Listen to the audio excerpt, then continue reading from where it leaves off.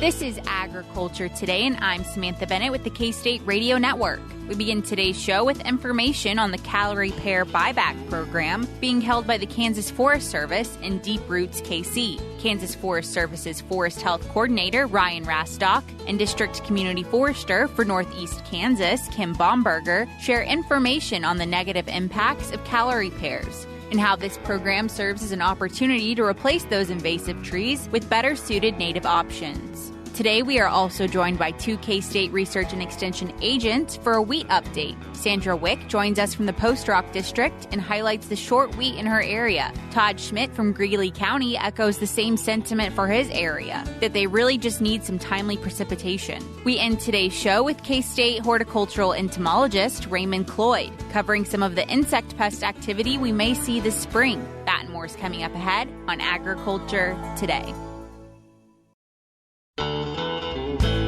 This is Agriculture Today. We are joined now by several of our friends from the Kansas Forest Service. We are joined today by Kim Bomberger. She is the District Community Forester for Northeast Kansas. And we are also joined by Ryan Rastok. He is a Forest Health Coordinator for the Kansas Forest Service. So before we get into things, thank you both for joining us today. Yeah, thanks for having us. Thank you for having us. Fun. Absolutely. We've got you in studio today to talk about this Callery Pear Buy-Back Program that you guys are a part of operating. So what really is this program? Yeah, so this is a program that we're working with our partners at Deep Roots KC to incentivize the removal and replacement of Callery pear, which is an insidious invasive woody plant that we're trying to address here collectively through our organization in partnership with them. So providing trees to replace those for people. Absolutely. So you mentioned it's an invasive tree. Why is that important, here in Kansas?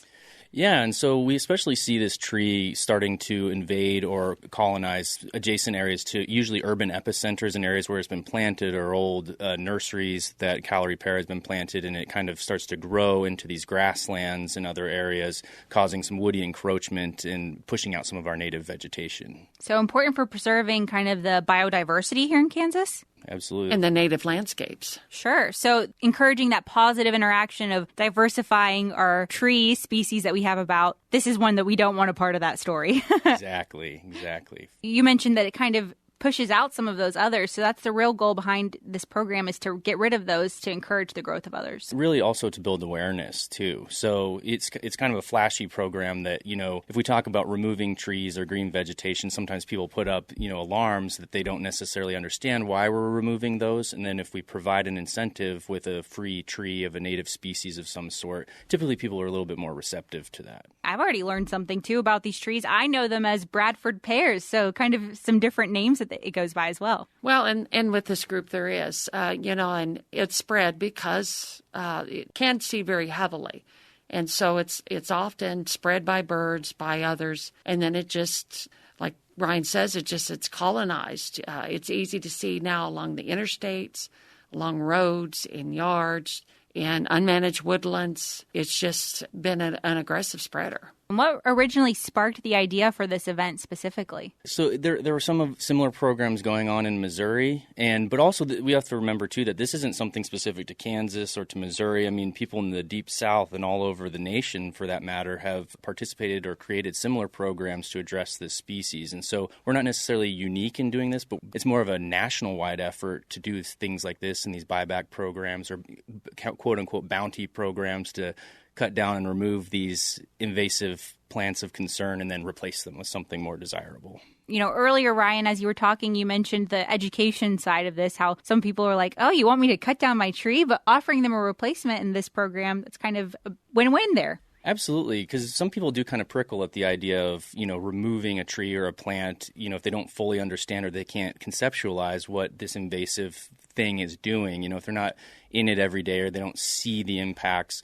And so this is a little bit more palatable, I think, for that. And then saying prickly, as these things turn invasive, they'll also start to grow thorn-like protuberances, Callery pear will as well. So literally a prickly species when they become invasive. So. Sure. So not something you maybe want in your yard. You mentioned, Kim, that these are urban areas that are mostly affected by these trees. Well, a lot of them are. And going years and years ago, when I lived in the Wichita area, I left college, and that's where I first took my job out of college and was there for several years. And it was a very desirable, was at the time, urban tree because it could tolerate poor soils. It could tolerate drought to a certain extent. It has the pretty white flowers, a real pretty red fall color.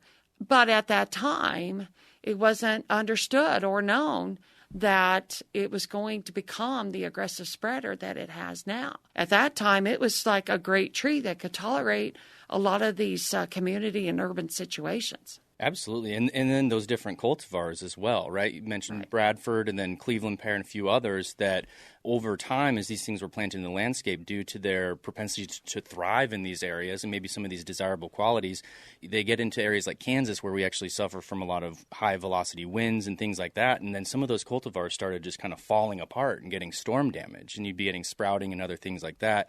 And then that kind of pushed this whole idea of planting different cultivars that might be more tolerant to these type of wind or storm damage that could then cause cross-pollination and some kind of issues there that could facilitate the eventual movement of these species. So they almost thrived a little bit too well. Right, yeah. In fact, I mean, the Callery Pear was one of the survivor trees from 9/11, in fact, and was marketed as such. Wow. Afterwards, so. We're talking about this program, and we haven't even really mentioned how it works yet. That's my fault here. But the program itself is, someone brings in their tree and you give them a new one. What does this look like? Yeah, so that would be really fun just to see people try to cram parts of a Callery Pear into their Prius or something. But we're depending on the honor system. And so they're taking a picture of a tree that they've cut down. They send that tree through our website that they can then connect to the Eventbrite page. And then they would submit that picture, register to show up, and then if they show up the day of the event, then they can select one of the species that might be available to replace it with. So we're going with pictures. It would be great. And maybe next time we'll try to encourage people to bring proof. But then we also don't want this thing spreading. So sure, yeah. That sounds like a messier process maybe than what the aim of this project is. And you mentioned that this is going to be an event. So what is kind of the timeline for this, and where will it be taking place? So there are two locations in Lenexa and Topeka, and they'll be happening Saturday, April 22nd, and it's kind of a first-come, first-served basis. And so with those two different locations, folks will show up with their image or their registration, and then whichever species are available that they prefer that are still there when they get there, then they can select those and take those home with them and plant them and take care of them and watch them grow. The Lenexa event, if people miss the event in Topeka, it's held, I believe, May 20th at the Lenexa Farmers Market. So if folks cannot get to Topeka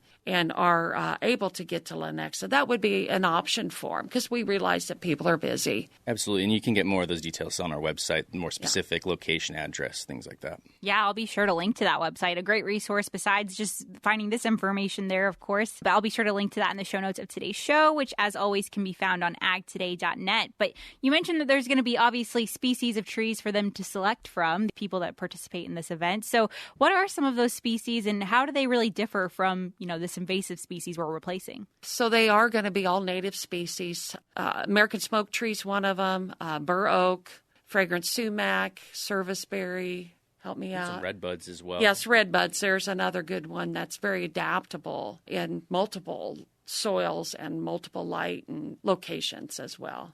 Yeah, so there are a lot of 6 different types.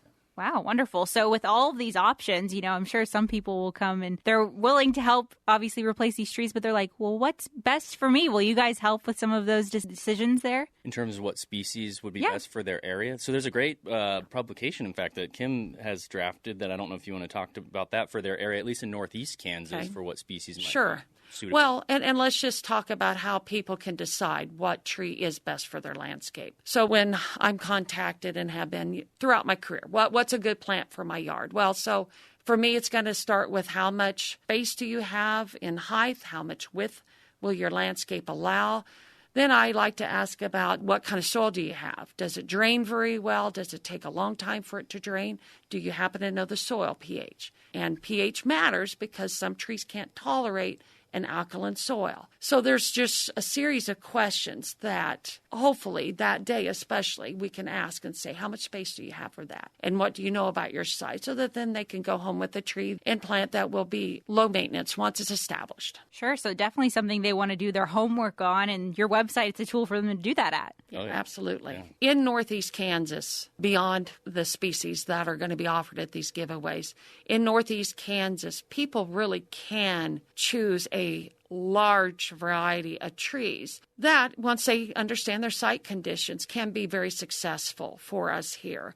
So I really want to encourage people beyond this event to really look at what's in their neighborhood. Don't plant the same thing their neighbor's planting. Don't plant the same thing in their HOAs, because we have these problems. We have this Callery pear that started out being a great tree. And along the years now we've learned, okay, there's something about this that now makes it a lot less desirable. But I really want people just to think about having a diverse landscape and having tree species that are different than their neighbors and throughout their community. Really mix it up. Yeah, that diversity is really crucial. Not just species, getting up even to a higher, what we call a higher taxonomic level, even to family or something like that. Be a little bit more robust in those communities and things, but also age structure diversity. Absolutely. So, absolutely. There's kind of a lot that goes into it at the larger scale, but... Yeah, well, hopefully this event is something that sparks those thoughts for a lot of these community members that you're hoping to reach. And once again, I know we've already talked about how you can register, but if you could just walk us through that process of taking a photo and what it really takes to be involved. You go to our website, get all of the details. It'll walk you through. You would take that image, and then you would register through the Eventbrite page, and then you've got to show up on the day to either the Lenexa event or the Topeka event, and then with that registration, and that qualifies you to be able to pick up a tree. And there'll be information sheets there also to help folks. Yeah. Wonderful. Well, it sounds like an easy-to-do process and one that's definitely worth taking advantage of. So, Ryan and Kim, thanks for joining us today to tell us all about it.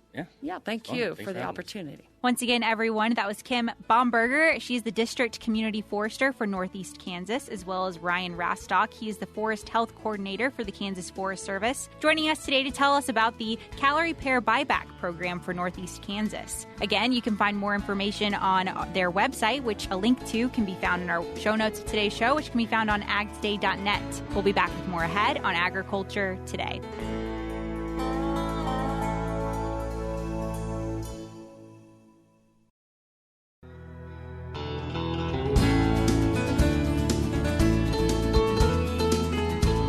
This is Agriculture Today. We are joined now by several of our local agents here in Kansas. And joining us now is Sandra Wick. She is a Post-Rock District crop production agent. And we're going to be going through some wheat updates with you all, Sandra, as we go throughout our time here on the show. But speaking of your district specifically, kind of in the, I guess, north central region, is that fair to say? What have you really seen?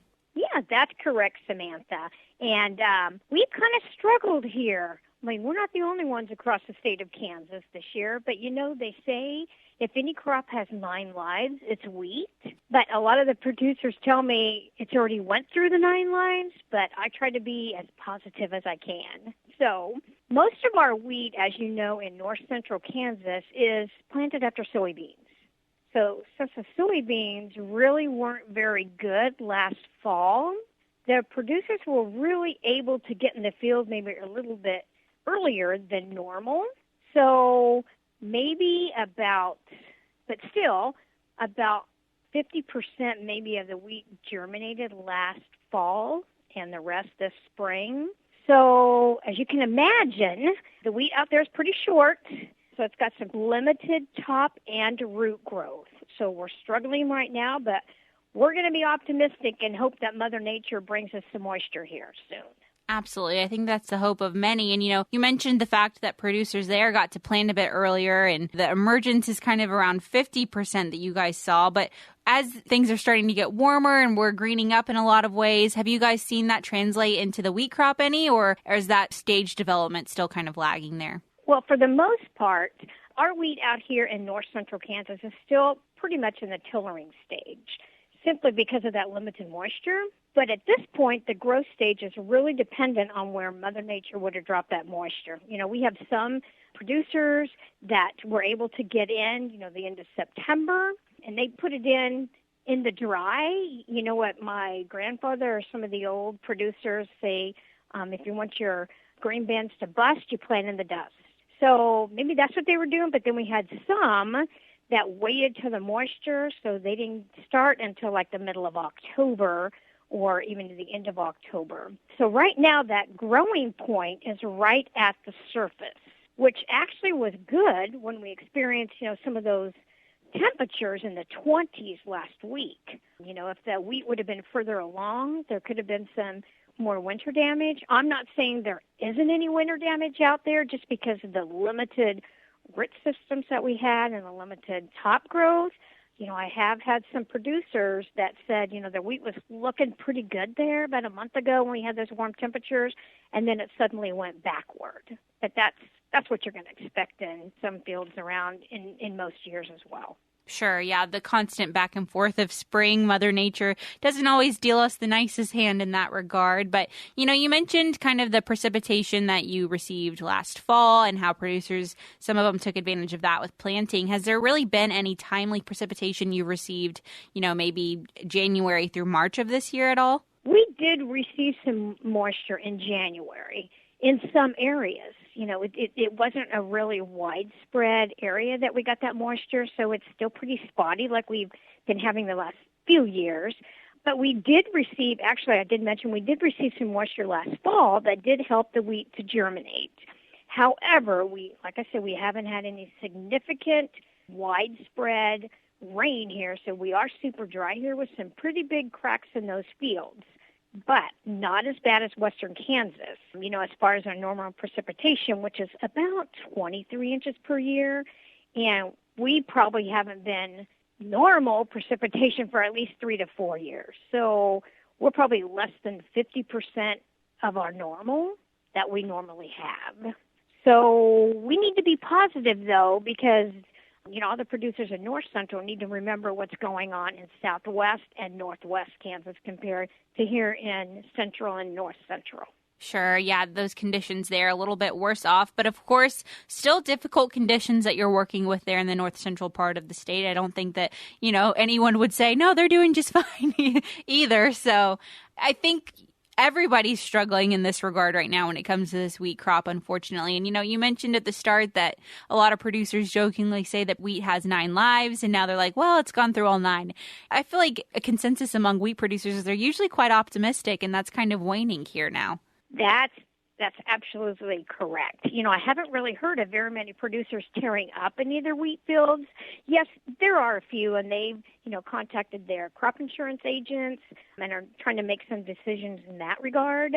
But I think the current wheat price has something to do with that decision right now. Sure. You know, it's a lot better than it normally is. You know, we usually have $3 wheat, $3.50, maybe $4, and the last I looked, it was up to $8. So producers will be making some tough decisions here of, you know, top dressing that crop and applying herbicides here this month. Absolutely. Well, Sandra, I can't thank you enough for this update. I'm trying to think if there are any other concerns that maybe you've seen in your area. I feel like we've addressed a lot of them today, but anything else you might want to mention? Well, the only thing is, you know, producers are going to have to be scouting out there. Even though it's dry, insects can still show up as well, which would be another double whammy on this wheat, too. So be vigilant out there and keep up to date on what insects to look for, and we will do that here in the Post-Rock District. We send out an agronomy update along with livestock information every Friday. So we usually make producers aware of any things like that might be coming up. Wonderful. Well, if listeners are tuning in and they're from your district and they were like, oh, I didn't know about this newsletter that goes out every week, is there a way for them to subscribe to that? Absolutely. They can go to our website at www.postrock.ksu.edu and go to crops and then go to, I believe, Ag News Roundup. And then right there on the front, they can put subscribe and put in their email address. Wonderful. Well, I'll link to that as well because what a great resource that is. But Sandra, thanks so much for being a resource today yourself and sharing this information with us. Well, thank you, Samantha. Absolutely. Once again, everyone, that was Sandra Wick. She is the crop production agent for the Post-Rock District, joining us for a wheat update. We are joined now by Todd Schmidt. He is a agriculture extension agent for Greeley County, and he's joining us today for a wheat update in his area. Things have quickly turned to spring in Kansas, and we're seeing greening up happening across the state now. So is that kind of what you're seeing now in your neck of the woods, Todd? Yeah, we started greening up and coming out of dormancy a couple of weeks ago and kind of seeing what the drought toll took on through the winter. So things are progressing. We're surviving so far, so that's kind of where we're at. Absolutely. And, you mentioned coming out of a dry winter. Before that, did you guys have any timely rains as you were getting ready to plant? Yeah, we were fortunate. I mean, it's spotty. It's going to be spotty across the county, but we were fortunate to have enough moisture to get some root development last fall, and it sure looks like that's kind of saved us through the winter for the most part. Wheat's still hanging on.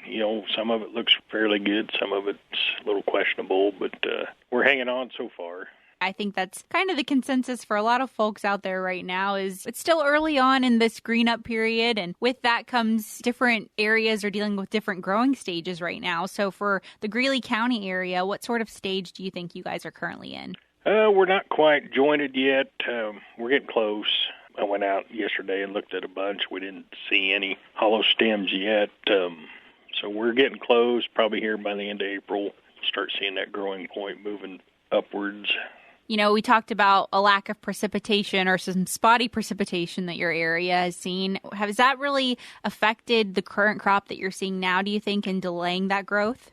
Yeah, I think so. We were fortunate to have a couple measurable snows here in January and February, and that's kind of what we've been living on since then. We've got some germination issues scattered throughout the state. We've got some winter kill damage. We've got some wind damage, particularly along the edges of the fields.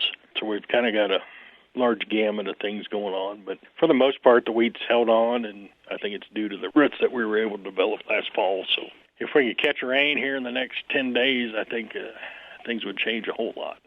Absolutely. Yeah. Some timely precipitation, I think, is on the minds of many right now. Right. And, you mentioned some winter kill possibilities. At what point in the season did you guys start getting concerned over that? We had that really cold snap in December, and I was concerned about that. I'd sent in some samples here a week ago that were confirmed for winter kill. And I haven't seen large spots, but you can definitely see spots throughout the field where there's winter kill damage, particularly in those places that were pretty dry when they were seeding it in last fall. Sure, of course, that's disappointing on top of thinking about lower yields this year than most years, I would say, and winter kill on top of that. That's just not great news that you want to be hearing. Nope, it's not. And for most farmers out here, it's something that, unfortunately, they're kind of used to. It seems like we go through these droughts every so often, and it's just kind of unfortunate. But wheat's a tough old plant, so it hangs on there. And my grandpa always said you got to kill it 9 times before you can get a bumper crop. So we'll see what happens moving forward. Yeah, that 9 lives of wheat is a common theme in conversations that I feel I hear about lately, and one that we're still going to hold on to the hope that there's still several lives for this crop this year. You bet. Absolutely. Well, Todd, I can't thank you enough for joining me today and taking the time out of your day to give us an update again on the Greeley County area here in Kansas, and thanks so much for your time. You bet. Thank you. It was good to visit with you. Absolutely, you as well. Once again, everyone, that was Todd Schmidt. He is an agriculture extension agent out of Greeley County, joining us today for a wheat update in his area. We'll be back with more ahead on Agriculture Today.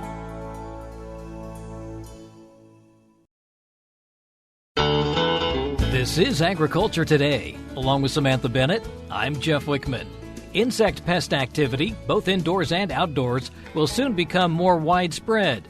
K-State horticultural entomologist Raymond Cloyd says there are a number of insect pests that present during the spring. Raymond, a lot to cover today. Eastern tent caterpillars, clover mites, elm leaf beetle, and boxwood leaf miner, as well as some extension newsletters coming out. So really a lot on the table right now. Yeah, as we're in April, spring's kicking in. The first one we're dealing with, probably Eastern tent caterpillar. If you see these nests in the crotch of trees, especially anything in the Rosaceae family, cherry, pear, plum, whatever, that's the nest of the Eastern tent caterpillar. It's kind of one of our first caterpillar defoliators. And the best way to deal with it is to just disrupt the nest with a hard, forceful water spray or a rake and allow the birds to go and eat the caterpillars. The caterpillars do come out during the day, but they pretty much hide in the nest during the evenings. In terms of clover mites, what are we seeing there? Well, this is the time of year, or spring, late fall, when clover mites will start entering homes. We've already got a couple inquiries, and we do have an extension fact sheet out there on clover mite. But clover mites will enter the home through cracks and crevices, primarily in the south side of the building. That's where the sun warms it up. They come in, and they're more of a nuisance. They don't bite people. They don't transmit diseases. One thing you want to avoid is smashing them, squishing them, because they do leave a red stain. The extension fact sheet provides numerous means of managing them, but we typically recommend keeping your turf grass away from the foundation, at least about 18 to 24 inches, putting some double-sided sticky tape along window seals to capture them as they come in, sealing cracks and crevices, although that can be difficult in a very old home. We don't recommend any sprays inside at all. Maybe outside along the perimeter, hire a pest management professional to do an application around the perimeter and killing the mites or repelling them away from entering the home. And the elm leaf beetle? The elm leaf beetle, now last year, was devastating to elm trees in Wichita. In the winter, they come in the home, and as adults, and they overwinter. Now we're getting inquiries because they're active and they want to get outside, and people are seeing them move around. You can vacuum them up and put them outside. Don't spray inside. Again, they're a plant-feeding insect. They're a herbivore. So just get them out of the house, but be cognizant that when the elms are in full leaf, the larvae and the adults will feed on them like they did last year, primarily Wichita. I was there when I saw elm trees just practically defoliated by elm leaf. I thought it was beautiful, but the people did not. But that's my own entomological perspective. But so what they're doing now is they're coming out, and so you want to vacuum them up, put them outside, don't spray because they're not going to bite you. So if you had the problem last year down in that Wichita area, can they expect to have the problem again? Well, we don't know. Everything with insects, mites, and pests and most living organisms is very cyclic, but I think they should be aware that if they do want to protect their trees, they should contact an arborist and give them guidance on how to deal with it. There's also an extension publication on elm leaf beetle that people can download, and that provides more information about the means of managing this insect pest. And then on the boxwood leaf miner, what's the concern there? Yeah, boxwood leaf miner is actually a pest. We get most of our inquiries from the Kansas City area, the east side of the state, but the boxwood leaf miner is a midge, and the females lay their eggs in the leaves, and the larvae are like maggots because they're flies, Cecidomyidae or their diptera, and the larvae create these tunnels as they feed, and they cause blistering of the leaves on the top and bottom. It's an aesthetic problem. Mostly common or English boxwood, but it can ruin the aesthetic value of some plants. So I will have an article on boxwood leaf miner in our next newsletter, but there's lots of information. What we do recommend is if you do see the damage, the blistering, and it is caused by the larva, prune it out. You can treat with certain insecticides. I would recommend contacting a pest management professional or arborist on that, the types that can be used. But again, it can be a problem in early spring is when you'll start seeing the blistering and the distortion on the new leaves of boxwood plants. And if they want the publications or the newsletter, what's the best way to find that? Okay, that's a good question, Jeff. Right now, we are getting ready to launch the newsletter for this year, the week of April 17th. The first one we hope to get out April 21st. I'll have an article on boxwood leaf miner and clover mites, and that'll be online. If you want to get on the list, you just email our business office. I'll basically send out email-wise, and we'll put you on the list. That's K-State horticultural entomologist Raymond Cloyd with an update on spring insect pest activity. For more information or for the latest horticulture newsletter, visit hnr.k-state.edu. Click on Extension, then select Horticulture Resource Center. And that'll do it for this edition of Agriculture Today. For Samantha Bennett, I'm Jeff Wickman. This is the K-State Radio Network.